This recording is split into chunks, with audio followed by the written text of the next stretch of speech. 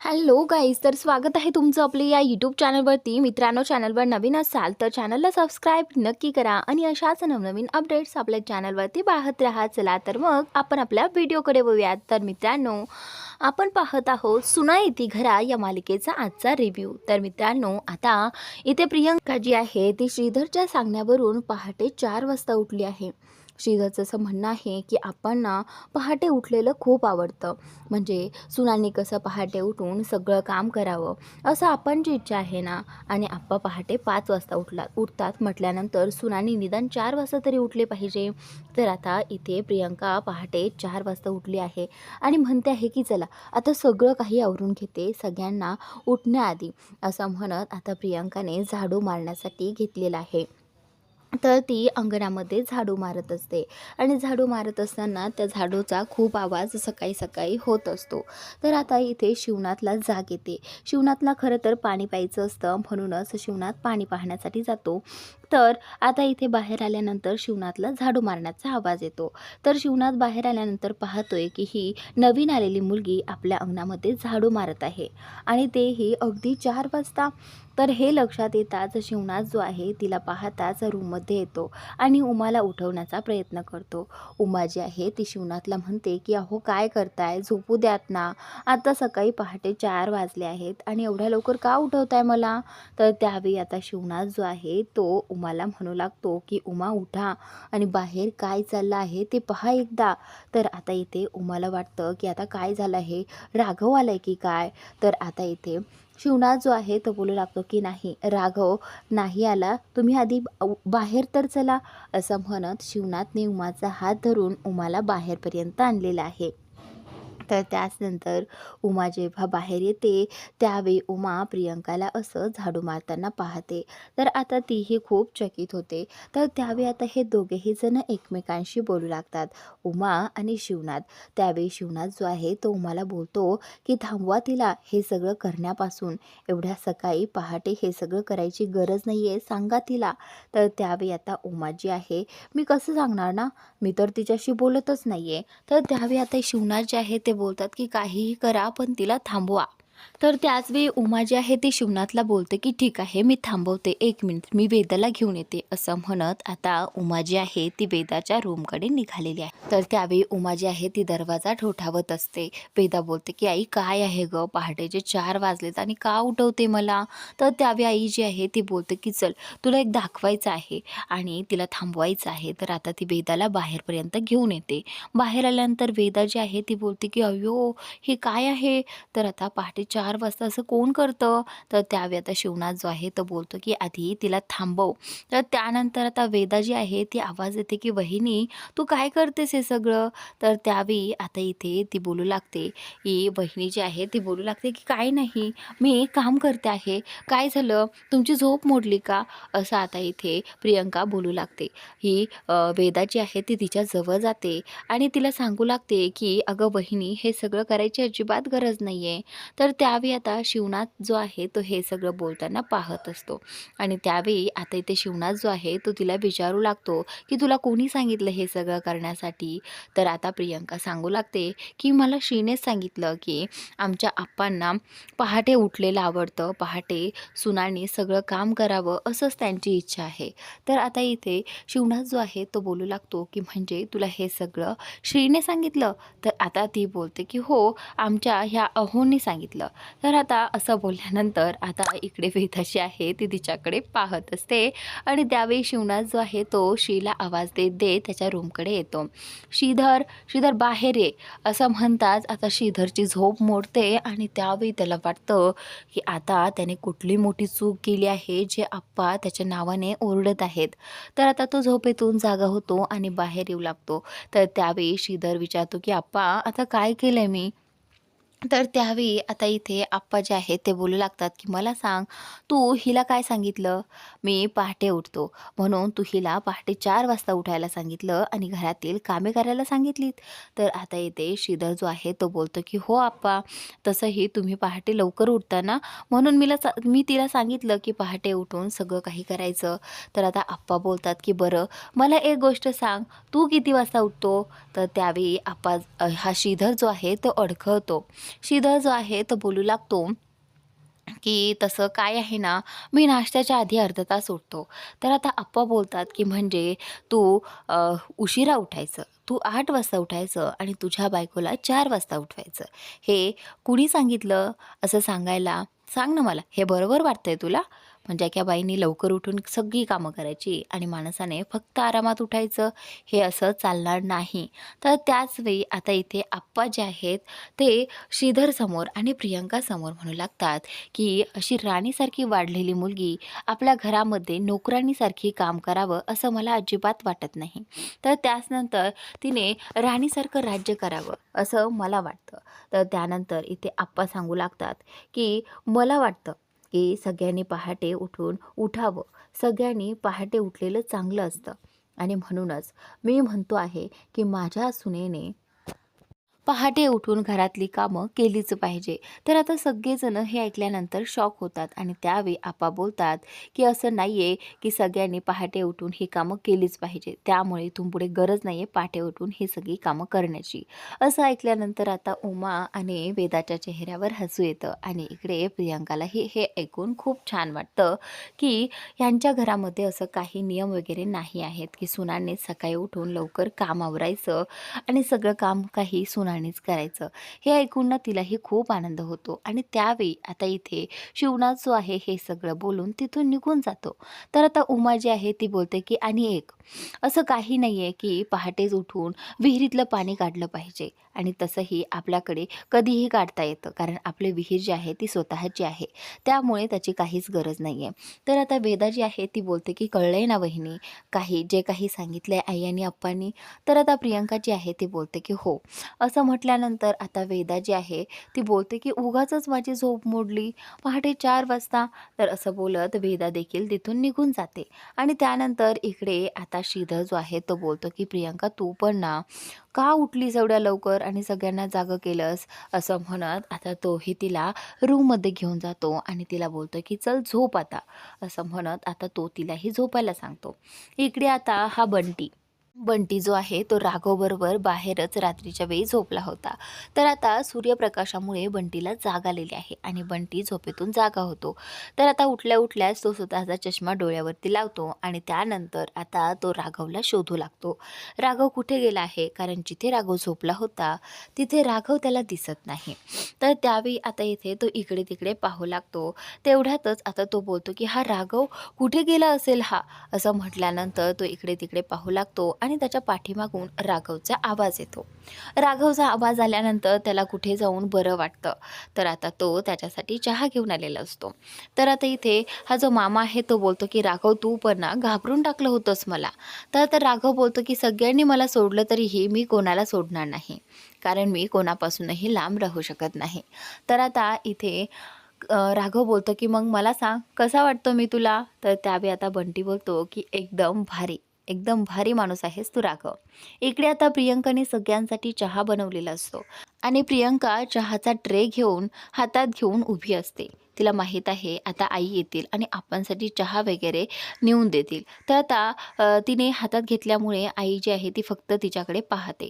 तर आता प्रियंका बोलू लागते की आई मला असं वाटतं की तुम्हीच आपणना चहा नेऊन द्यावा, जेणेकरून मी दिला तर ते माझ्या हातचा चहा पिणार नाहीत ना. तर आता इथे ही जी आई आहे श्रीधरची ती तिच्याकडे पाहू लागते. तर लगेचच प्रियंका बोलते की सॉरी सासूबाई.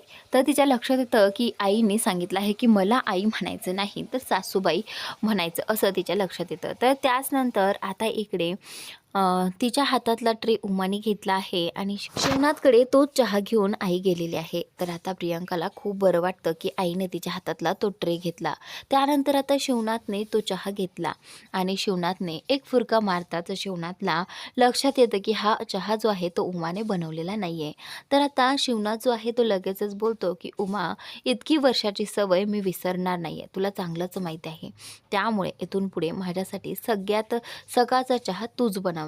हे बघ उमा, तू सगळ्यांना माफ केलं असेल तरीही मी कोणालाही माफ करणार नाही आणि माझ्याकडून माफीची अपेक्षा देखील कोणी ठेवायची नाही, असं आता इथे शिवनाथ श्रीधर आणि प्रियंकाला म्हणत असतो. तर त्याचनंतर आता इथे श्रीधर जो आहे तोही उभा असतो. त्यावेळी आता इथे शिवनाथ जे आहेत ते उमाला विचारू लागतात की उमा, माधव कुठे आहे?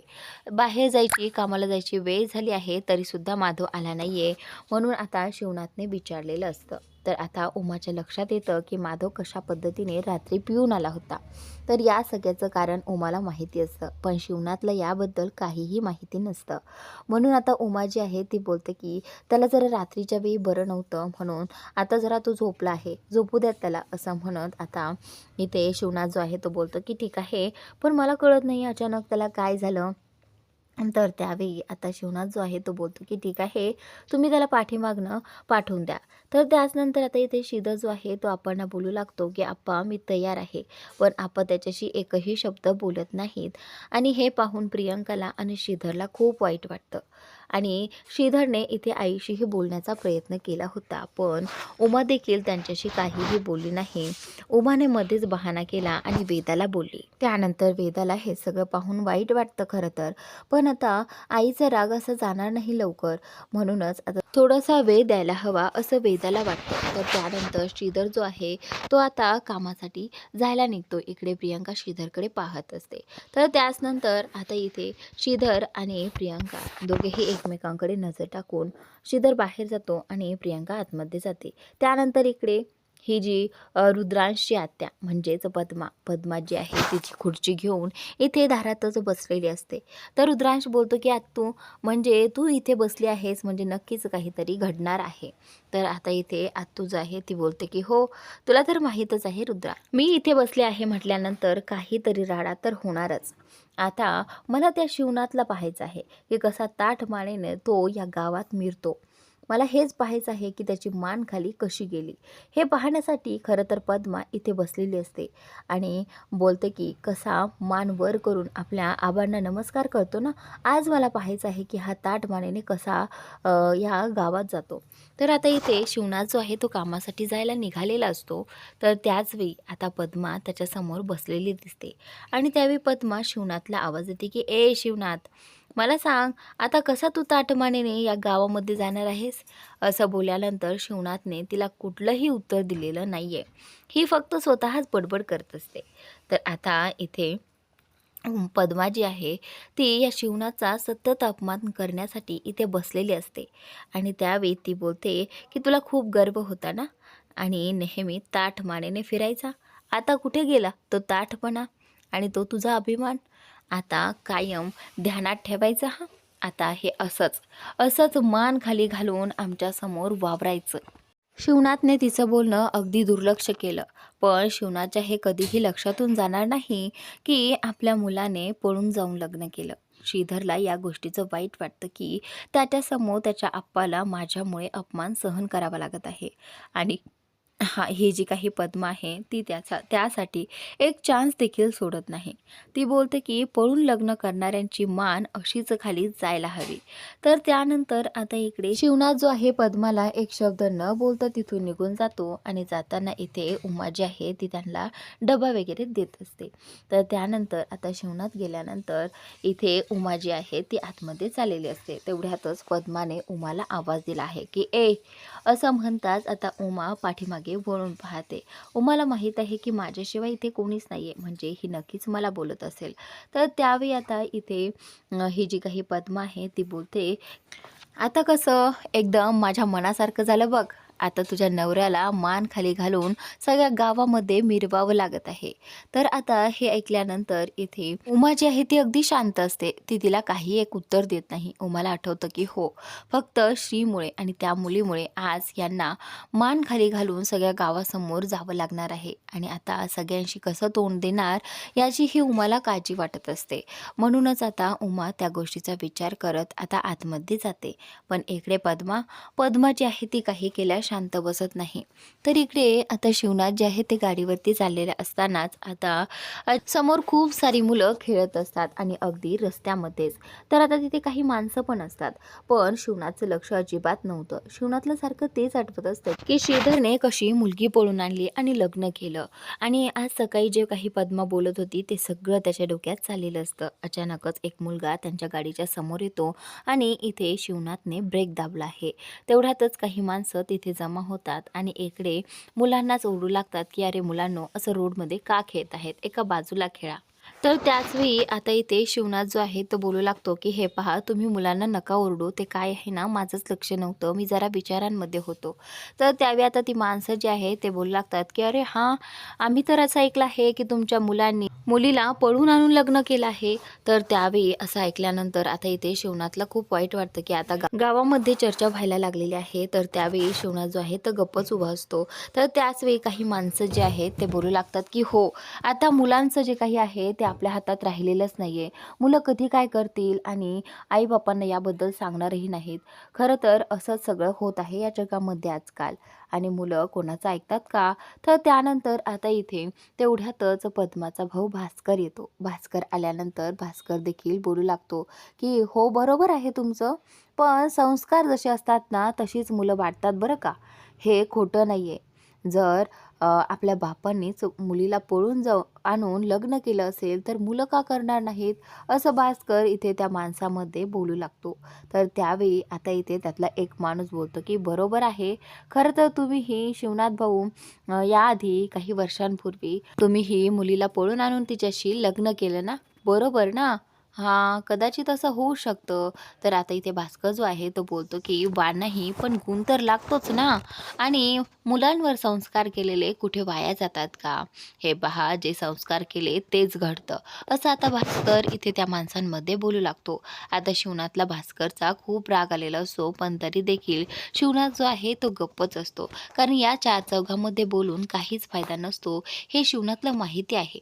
आज शिवनाचा हा जो काही अपमान होत आहे तो फक्त श्रीधरमुळे होत आहे.